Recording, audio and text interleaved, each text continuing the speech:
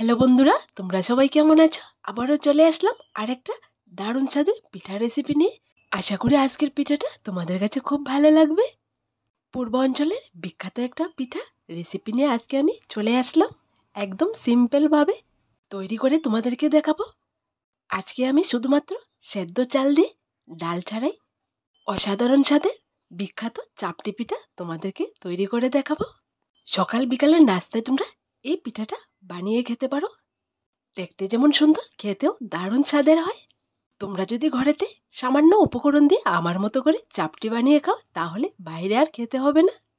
তাহলে চলো আজকের এই চাপটি পিঠা বা চাপড়ি পিঠাটা রেডি করা যাক। প্রথমে নিয়ে নিলাম আমি ভাত রান্নার সেদ্ধ চাল। এখানে আমি প্যাকেটের চালটা নিয়েছি। তোমরা যে কোনো চাল দিয়ে এই পিঠাটা তৈরি করতে পারবে। সেদ্ধ চাল, আতপ চাল, ডাল মিক্সড করে পিঠাটা তোমরা তৈরি করতে পারবে। কিন্তু আজ আমি শুধুমাত্র সেদ্ধ চাল দিয়ে এই পিঠাটা রেডি করে তোমাদেরকে দেখাবো। চালটাকে আমি আগের দিন রাত্রেবেলা ভিজিয়ে রেখেছি। দেখো, ধুয়ে ক্লিন করে নিয়ে আসলাম। এর মধ্যে দিয়ে দিলাম 5টা কাঁচা লঙ্কা, কয়েকটা রসুনের কোয়া, ধনে পাতা আর লেবু পাতা। তোমরা যদি আমার মতো করে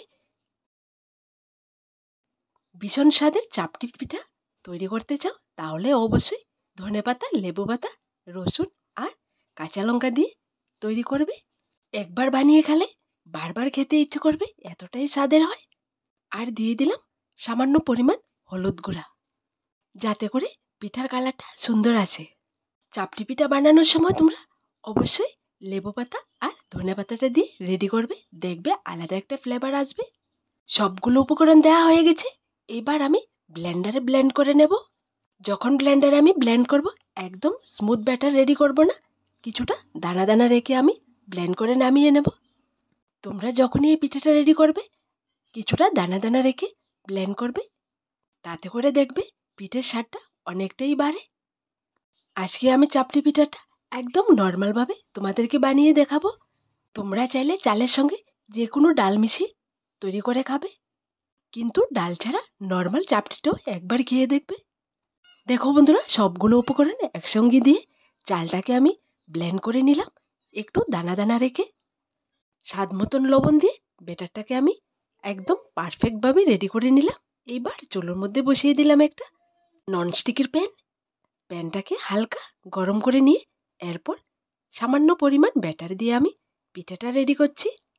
আমার এই চাপটি পিঠাটা হালকা ক্রিপসি আর হালকা নরম থাকবে। এই পিঠাটা খেতে খুবই স্বাদের হয়। ব্যাটারটা সুন্দর করে পুরাটা প্যানের মধ্যে ছড়িয়ে দিয়ে উপর দিয়ে ঢাকনা দিয়ে 1 থেকে 2 মিনিট রাখলে পিঠাটা একদম পারফেক্টভাবে হয়ে যাবে। ঠিক একই রকম করে আমি বাকি পিঠেগুলো বানিয়ে নেব। তোমরা চাইলে এই পিঠাগুলো একদম ক্রিপসি করে নামাতে পারবে। কিছুক্ষণ উল্টিয়ে পাল্টিয়ে দিলে একদম ক্রিপসি হয়ে যাবে। তো তোমাদেরকে বলি বন্ধুরা, আজকের এই চাপড়ি পিঠার রেসিপিটা তোমাদের কাছে কেমন লাগলো ছোট্ট একটা কমেন্টে লিখে জানাবে। একে একে সবগুলো চাপটি পিঠা আমি একই সাইজ করে বানিয়ে নামিয়ে নিলাম।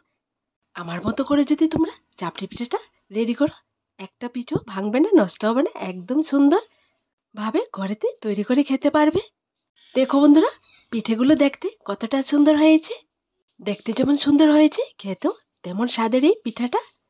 অবশ্যই তোমরা ঘরে থাকা সামান্য চাল দিয়ে এই চাপটিটা একবার হলো বানিয়ে খেয়ে দেখবে, একদম সিম্পলভাবে, কোনো প্রকার ঝামেলা ছাড়াই।